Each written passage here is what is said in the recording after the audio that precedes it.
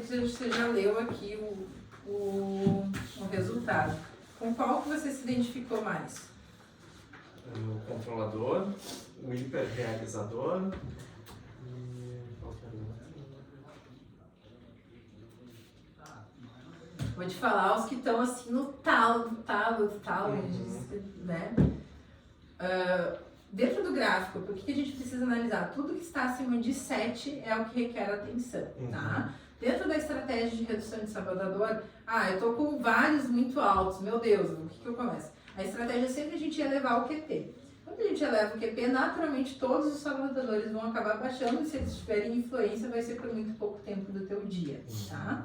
Mas o que está mais alto aqui, que a gente está no tal, no nível 10, assim, que é o mais alto, tá? Hiperracional, hiperrealizador e o insistente, seguido ali de 9,5 do controlador. Tá? Então a gente vai aprofundar um pouco mais esses sabotadores agora para ver se você se identifica e se identifica no teu dia a dia. Começando pelo insistente, tá? Qual a descrição dele, então? É perfeccionismo e necessidade de ordem e organização levados longe demais. Características: pontual, metódico, perfeccionista. Pode ser irritável, tenso, teimoso e sarcástico. Altamente crítico de si mesmo e dos outros e tem uma forte necessidade de autocontrole e autocontenção.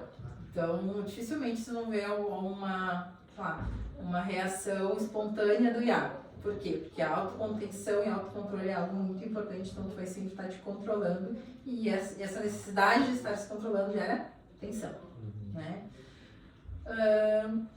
Trabalha além do necessário para compensar a negligência e a preguiça dos outros. É altamente sensível a críticas, não gosta de ser criticado. O certo é o certo e o errado é o errado e eu sempre sei o jeito certo. Eu adorei essa expressão, que tal, cuidado. Por que ele e a Ana combinam mesmo no trabalho juntos, hein? Porque eles têm os mesmos sabotadores. Não, entendi. Ai. E eu vou te dizer, é difícil, óbvio que eu acho que pelo nicho, né, que vocês atuam, é muito difícil encontrar tantos hiperracionais quanto se encontra aqui. Né, a união... Até a Ana, que eu não achava que fosse, É o encontro dos hiperracionais. Se não consegue fazer com perfeição, não faça. Pensamentos que tu tem com esse sabotador, tá? Os outros costumam ter padrões muito vagos, fazem trabalhos muito ruins. Preciso ser mais organizado e metódico do que os outros para que as coisas sejam feitas e eu odeio erros. Sentimentos que tu tem em relação a isso: frustração constante e decepção consigo mesmo e com os outros por não alcançar os altos padrões que define. Angustiado por medo de os outros estragarem a ordem e o equilíbrio que ele criou. Tons sarcásticos ou hipócritas. Raiva ou frustração contida. Mentiras que usa para justificar, para que tu continue, né, dando ouvidos a essa voz na tua cabeça todos os dias. É uma obrigação pessoal, depende de mim consertar as confusões que eu encontrar ou que as pessoas fizerem. O perfeccionismo é bom e me faz sentir bem comigo mesmo. Costuma ver um jeito certo, óbvio, e um jeito errado, óbvio, de fazer as coisas. É óbvio. Sei como as coisas devem ser feitas e preciso fazer a coisa certa. O impacto que isso tem sobre as pessoas causa rigidez e reduz a flexibilidade ao lidar com a mudança e os estilos diferentes das outras pessoas. É difícil de entender que as pessoas lidam com as coisas de uma forma diferente, né? É fonte constante de ansiedade e frustração, causa ressentimento, ansiedade, dúvida de si mesmo e resignação nos outros, que sentem que são continuamente criticados e se resignam ao fato de que, independente do quanto trabalhem, jamais vão agradar. O insistente. A função original de sobrevivência, o insistente oferece uma maneira de silenciar a voz constante da autocrítica e do medo da crítica dos outros ao tentar ser perfeito. Quem é perfeito não tem espaço para críticas e é essa a busca do insistente, né? Se você fizer o que é certo, vai estar fora do alcance de interferência e da reprovação dos outros. A perfeição e a ordem trazem um sentimento de alívio temporário. Pode ter gerado uma sensação de ordem em meio a uma dinâmica familiar caótica ou ganhado aceitação e atenção de pais emocionalmente distantes ou exigentes ao se destacar com a criança perfeita e irrepreensível. Fez sentido? Bastante. E a origem também? Exatamente. Foi isso? Uhum.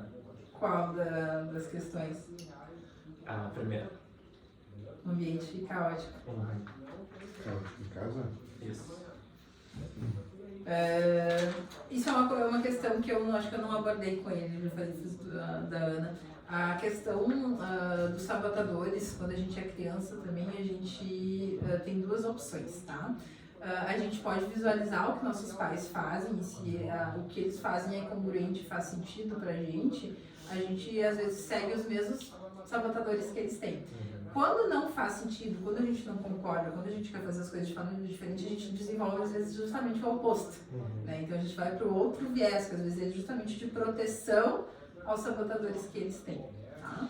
Isso complementando bem muito ao que do teu desenvolvimento, né? Quando tu saiu de casa, mudou, né?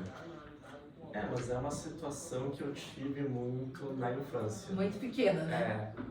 Não era de agora, sabe? Mas tu despontou muito quando você mudou o Iago. É que cria independência, né? É diferente na sair de casa. Tu assume responsabilidades, tu assume uma posição de adulto que tu não tinha antes, né? Então é um empoderamento que tu acaba tendo, né? Sim, mas tu entende essa questão, tu identificou em que momento da tua infância que isso se constituiu. E isso é um padrão que tu vem trazendo até hoje. Que ele te traz muita coisa positiva. A dificuldade de tu falar com o insistente, olha, tem que ser menos insistente, no sentido, não, mas meus trabalhos são impecáveis, como que eu vou reduzir o meu padrão? Né? Aí eu vou começar a cometer erros, aí eu vou estar suscetível a críticas, né? E não é isso. Na verdade, a questão do insistente, o desequilíbrio é que ele sempre visualiza um padrão de alcance muito além da maioria das pessoas. E ele sempre busca esse muito além, que as pessoas não visualizam, e o desgaste mora ali, em ficar insistindo ali todos os dias em alcançar aquele padrão que é inalcançável. Então, o equilibrar não é que tu perca a qualidade do trabalho, não é isso. É que tu não te desgaste buscando algo que é inalcançável ou que vai te desgastar demais. E que de fato não vai repercutir tanto assim no trabalho, nas entregas, tá? Eu acho que realmente faltou tu explicar onde que eles nascem, né? Não sei se ficou claro para vocês qual o momento que começa a nascer os sabotadores, que tu deu a introdução da... Mas eu falei pra ele, né, ali da infância, Isso. né, até os 15 anos e alguma situação traumática, enfim, que ele possa ter vivenciado depois. Depois, Aham. tá? Seguindo então, a gente vai do insistente pro... eu não vou entrar no prestativo, tá? Mas o prestativo teu é bem alto também e é aquele que faz com que tu não saiba dizer não pras pessoas. Esse é o que eu tô trabalhando. Quer que a gente fale mais sobre ele? É que esse, na verdade, eu já tinha identificado, foi algo que eu já trabalhei ali com o Daniel Miller no curso dele, e eu tô conseguindo reduzir ele. Né? Sim, Tô tanto que tá trabalhando em ele. 8.5 aqui. Isso. Provavelmente, talvez... Já foi 10. já tenha sido maior. Tá. Vamos então pro hiperrealizador, controlador. Vou falar do controlador, que eu acho que faz sentido pra ti também.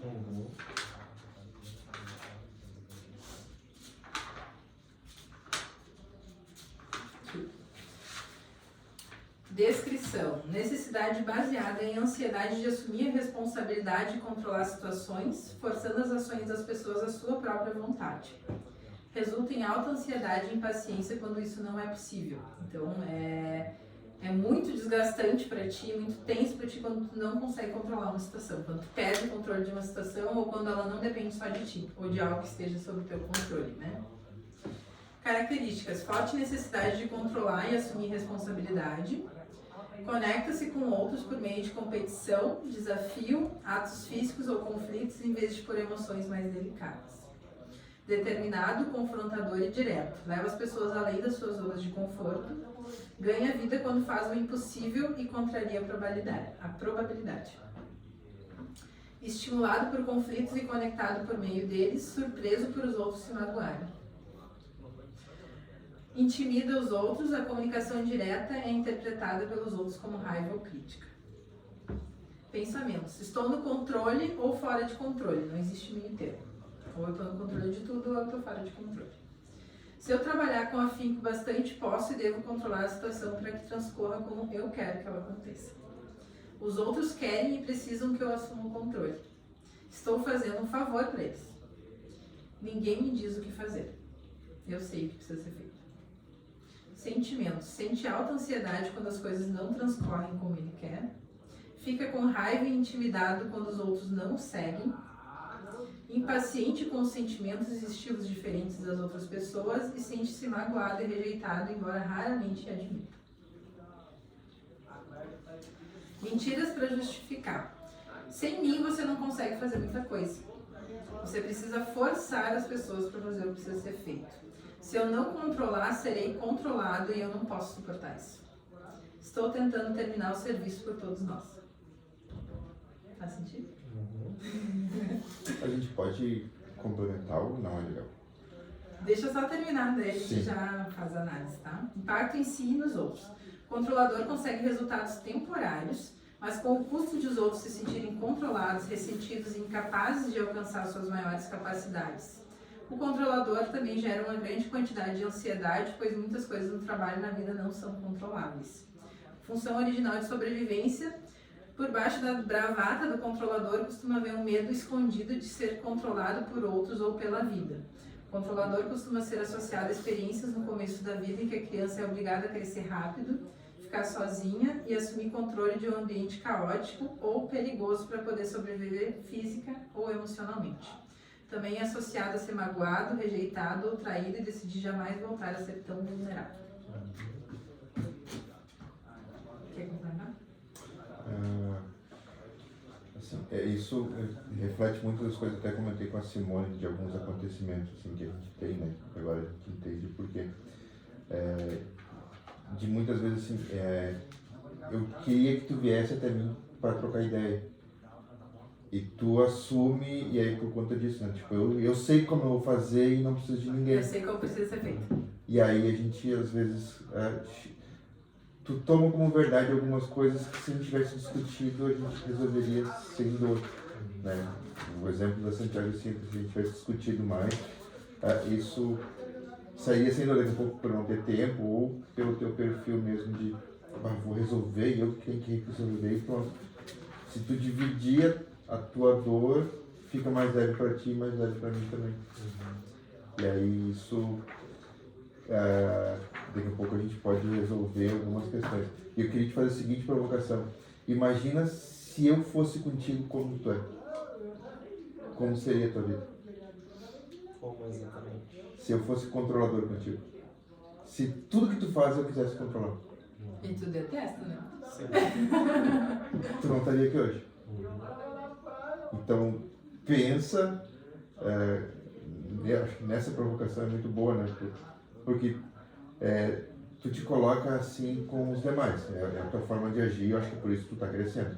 Só que ao extremo, te coloca se alguém fosse agir da mesma forma, porque tu cresce porque tu tem espaço, né? Agora, se eu não te dou espaço, tu sempre te esmagando, tu não vai evoluir. Que eu vi que tu fez com a minha, tu deu espaço para ela. Tu viu que ela fez um puto de um trabalho, comprando a palavra, e tu relaxou, tu deixou ela ir daí. Né? E com os outros Por não quê? teve. Porque ela não ativou o teu sabotador. Entende que quando as pessoas têm padrões vagos ou fazem trabalhos ruins ou erram de alguma forma, ativa o teu sabotador, então tu fica ainda mais controlador. Agora, ela fez um bom trabalho, ganhou a tua confiança, tu conseguiu relaxar. Ela não ativou o teu sabotador. Ah, que legal isso. Então, E tu sempre pontuou muito bem o trabalho dela, né, Iago? Com muita segurança. Sempre reportou para nós nas reuniões que ela faz o trabalho com assertividade, rápido. Para mim faz todo sentido. ela não ativa teus sabotadores, na prática é isso. Então, galera, não ativem o meu sabotador e tá tudo certo. Não me incomodem. É isso que eu aprendi hoje. Então. Tipo, na tu verdade, chega ali e fala, ninguém ativando o meu sabotador de controlador, tá o que tu tudo vai ter certo. que pensar não é em não ativar o sabotador, é como tu vai agir para a pessoa crescer. Né? Por A gente exemplo, vai falar sobre isso isso, né? Todo. no final. Desculpa. Vamos seguir um que é muito característico de vocês dois, eu acho, tá? Já que vocês se dizem tão parecidos, né? Hiperracional. Descrição. Foco intenso e exclusivo no processamento racional de tudo, incluindo relacionamentos. Pode ser percebido como frio, distante e intelectualmente arrogante. Características. Possui uma mente intensa e ativa, às vezes passa por intelectualmente arrogante ou até dissimulado. É reservado e não deixa muitas pessoas conhecerem seus sentimentos mais profundos. Em geral, mostra os sentimentos por meio de paixão pelas ideias, não pelas pessoas. Prefere apenas observar a loucura que o cerca e analisar de longe.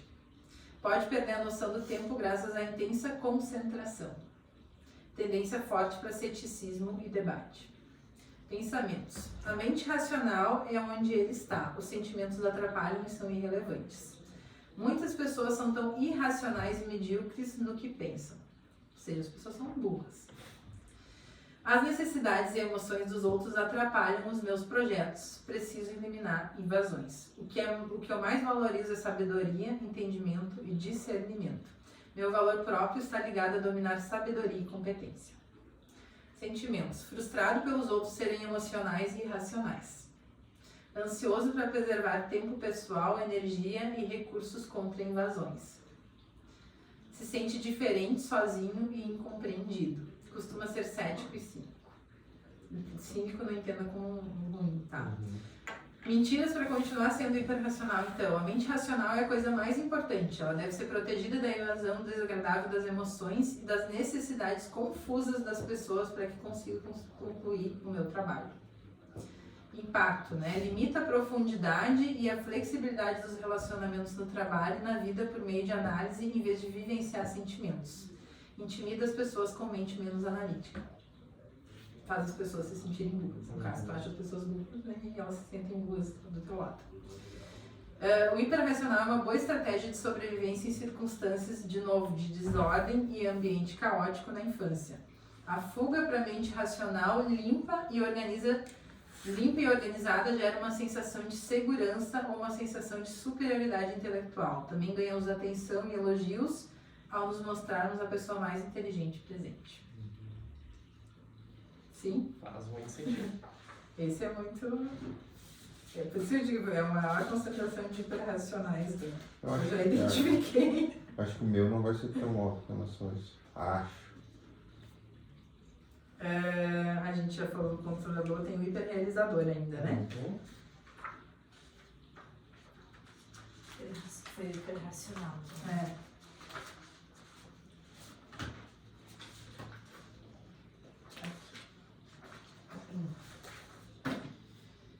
Dependente de desempenho e realizações constantes para respeito próprio e autovalidação. Altamente concentrado em sucesso externo, o que leva a tendências de vício em trabalho insustentáveis e perda de contato com necessidades emocionais e de relacionamentos mais profundos.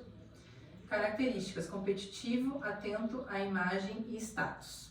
Bom em disfarçar inseguranças e mostrar uma imagem positiva. Pode estar acontecendo um turbilhão aí dentro, mas ninguém vai ficar sabendo, né? Adapta a personalidade para se encaixar o que seria mais impressionante para os outros, né? O efeito camaleão, né? Capacidade de ler o que o ambiente espera de ti e se adaptar a isso, né? Orientado para os objetivos e os traços e contrastos de vício em trabalho, mais dedicado a aperfeiçoar a imagem pública, né? Pode se autopromover, mantém as pessoas a uma distância segura. Pensamentos: preciso ser o melhor no que eu faço. Se eu não posso ser excelente, eu nem vou me dar o trabalho. Devo ser eficiente e eficaz. As emoções atrapalham o meu desempenho. O foco tem que ser no pensamento e na ação. Posso ser qualquer coisa que eu queira. Sou valioso enquanto for bem sucedido e os outros pensarem bem de mim. Sentimentos: não gosto de insistir em sentimentos por muito tempo. Eles me distraem na realização de objetivos. Às vezes me sinto vazio e deprimido, mas não passo muito tempo pensando nisso. Preciso me sentir bem sucedido. É isso que importa. Sinto-me valioso por meio das minhas realizações. Tenho medo de intimidade e vulnerabilidade. A intimidade com outros pode permitir que eles vejam que eu não sou tão perfeito quanto a imagem que eu divulgo. Então é melhor manter as pessoas distantes, né? Mentiras para justificar. O objetivo da vida é alcançar realizações e produzir resultados. Mostrar uma boa imagem me ajuda a alcançar esses resultados. Sentimentos são apenas uma distração e não ajudam em nada. O impacto que isso gera é que a paz e a felicidade são fugazes e efêmeras em breves celebrações de conquistas. A autoaceitação é continuamente condicionada ao próximo sucesso, é o que eu falo, né? Se o meu objetivo é comprar um carro, eu vou trabalhar que nem uma doida para comprar o carro. Sentei dentro do carro, a primeira coisa que eu vou pensar é Qual o próximo? então eu não consigo comemorar. Eu já vou pensar o que vem depois, e aí eu entro no ciclo sem fim, né? Perde contato com sentimentos mais profundos e a capacidade de se conectar intimamente com os outros. Os outros podem ser atraídos para esse turbilhão de desempenho do hiperrealizador e se tornarem similarmente desequilibrados em seu foco na realização externa. Função original de sobrevivência, né, é buscar essa autovalidação, autoaceitação e entender que tudo isso é condicional, nunca é incondicional, é condicionado ao teu desempenho e às coisas que você conquista, né? Isso costuma ser resultado de validação condicional e completamente ausente de figura paterna. Mesmo com pais amorosos e que demonstram aprovação, é fácil as crianças terem a sensação de que são amadas em troca de conquistas, de obediência a regras, de ter boas maneiras em vez de incondicionalmente. É quando elas são premiadas por fazer algo, né? Então ela entra num ciclo de estar buscando constantemente novas conquistas para ela ser reconhecida. Faz sentido para ti? Faz. Bom, aí a gente segue aqui com o nosso maior, né, dos sabotadores, que é o crítico. E esse crítico ele é dividido de 3 formas, tá? Que é a crítica a si mesmo, né? Quanto a tua autocrítica se torna quase uma chibata, que a gente fala, né? A crítica aos outros e a crítica às circunstâncias, tá? Tendo aqui o resultado máximo 15, a tua crítica a si mesmo é 14, é bastante alto, então tu tem uma autocrítica muito forte, mas a tua crítica aos outros também é muito forte, né? Então, tanto é que o resultado foi 13, né? Então, nesse momento, quando ele atua, é tanto no sentido de pensar, mas eu não sou bom o suficiente, mas por que eu não vi isso? Mas eu preciso estudar mais, eu não estou pronto, eu não sou bom. E tanto no sentido de pensar, de julgar as outras pessoas ou de depreciar, às vezes, a outra pessoa para se sentir melhor. Então, acaba sendo no sentido de tu olhar, bater o olho na pessoa e acabar julgando ela, ou sempre destacando o que tem de negativo nela, não conseguindo ver o que tem de positivo, tá? Fez sentido pra ti? Sim, tá. Com certeza. Então, qual a estratégia que a gente usa para estar minimizando isso? Então, a gente não foca especificamente em nenhum desses, tá? Sabotadores, porque o objetivo aqui é a gente aumentar o teu QP, né? E a primeira exercício que a gente precisa fazer, tanto é que a gente nomeia ele de diário das emoções, tá? É que tu consiga fazer um diário de um período de tempo de todas as vezes que tu te sentiu mal de alguma forma. Bravo, frustrado, irritado, em que alguma coisa te fez ter um sentimento ruim, tá? Então, tu toma nota, né? O que a gente orienta? Toma nota, né, de qual foi o sentimento e qual foi a causa dele, tá? Para que a gente consiga depois vincular ele a alguma das vozes dos sabotadores que tu tem mais ativa. Por quê? A gente começa a reduzir o padrão de sabotagem quando a gente começa a tomar consciência desse padrão acontecendo conosco. Então eu começo a estabelecer um diálogo, que antes para mim eu acabava agindo irracionalmente sob o comando deles, eu já consigo fazer esse processo, parar e entender que eu posso estabelecer um diálogo. Opa, aqui é um sabotador meu falando e eu posso, a partir daqui, tomar uma escolha de como eu vou agir, né? E eu não vou agir irracionalmente só de acordo com o que eles estão me dizendo. Então o primeiro passo para isso é anotar. Olha, tal dia eu me senti de tal forma. Primeiro, a gente identifica quais são os gatilhos, né? O que está acionando os teus sabotadores também, para que a gente possa estar atuando sobre isso, que tu já fique alerta ou evite a situação, saiba lidar com elas, e para que tu consiga colocar a luz sobre esse padrão acontecendo na tua cabeça todos os dias, tá? Além disso, o que a gente sugere, tá? Que tu estabeleça, define, não sei se você já fez, a maioria dos cursos de coaching faz um negócio da borrachinha, né? Mas basicamente o que tu precisa fazer. Quando tu identificar esse padrão, o primeiro exercício é para tu conseguir identificar, tá? Então a gente vai, eu te dar uns 15 dias aí, tu vai fazer esse diário aí de um período, aí a gente vai sentar e vai olhar para tudo isso, vai dar o nome do sabotador, olha, esse pensamento é relativo a esse sabotador, esse é tal, relativo a esse, para tu criar mais consciência disso. E sempre que tu já identificar esse padrão acontecendo, a estratégia de tu fugir disso, de virar essa chave mais rápida, né? Lembrando lá da VOTS que a gente conversou, é que tu sai do campo mental e vá para o campo físico. Então eu preciso que tu define para ti mesmo uma repetição de 10 vezes que tu faça algo em contato físico. Pode ser, estalar o dedo 10 vezes. Pode ser mexer o teu pé no sapato para sentir ele apertando por 10 vezes. Tu sai do campo mental, que é onde aquela guerra está acontecendo, vai para o campo físico, isso naturalmente vai ativar o teu sábio, né? Ativar o teu sábio é você conseguir estar no controle dessas emoções para decidir como você vai lidar com elas, e isso naturalmente vai aumentar o teu QP. Por que é importante para ti, principalmente na posição que tu tá? Porque a gente é responsável por ativar o sábio das outras pessoas, assim como a gente pode estar acionando o sabotador também, né? Então, se um trabalho ruim de uma pessoa, se um trabalho com erro de uma pessoa ativa o teu sabotador, né? Você já sabe que isso vai acontecer, a tua responsabilidade como gestor ali é conseguir ativar esse processo do sábio nas pessoas. Então, a gente costuma dizer o que é a pergunta que precisa estar junto conosco sempre. Sempre que acontecer qualquer coisa, alguém vier te reclamar, enfim, ou a gente errar, o que eu posso fazer para que isso não aconteça mais? Essa é a pergunta que tem que te acompanhar sempre. Então, se a pessoa chegar com alguma coisa, chegar com algum erro, enfim, tal coisa aconteceu, se você tiver que dar um feedback, é importante que a gente não traga a solução para ela, mas que a gente desenvolva a autorresponsabilidade, o sábio da pessoa através dessa pergunta. Porque automaticamente eu tiro ela desse processo vitimista, de reclamação, enfim, de sabotagem, e jogo ela para um sábio onde ela vai se obrigar a pensar numa solução para aquele problema que ela está trazendo.